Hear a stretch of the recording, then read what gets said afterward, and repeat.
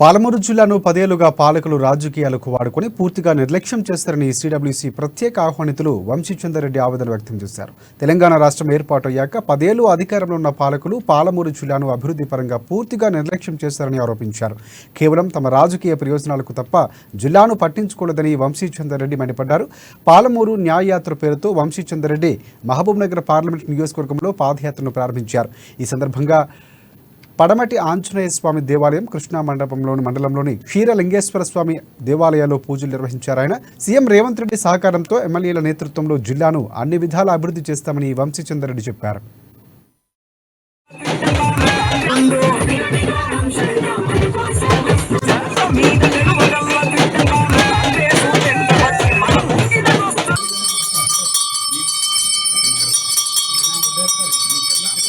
మహబూబ్ నగర్ లోక్సభ నియోజకవర్గంలో ఉన్నటువంటి 7 నియోజకవర్గాలలో ప్రతి నియోజకవర్గంలో 3 రోజుల చొప్పున యాత్ర కొనసాగుతుంది. దాదాపు ప్రతిరోజు 20 కిలోమీటర్ల పాదయాత్ర ద్వారా మన పాలమూరు జిల్లా గత 10 సంవత్సరాలలో పాలకుల నిర్లక్ష్యానికి గురైంది.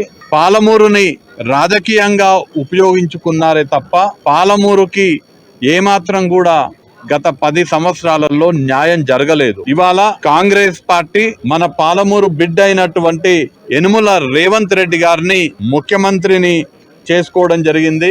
అలానే మహబూబ్ నగర్ నియోజకవర్గంలో శ్రీహరి గారితో పాటు 7 శాసనసభ నియోజకవర్గాలకి 7 కాంగ్రెస్ పార్టీ ఎమ్మెల్యేలు వారు ఉన్నారు.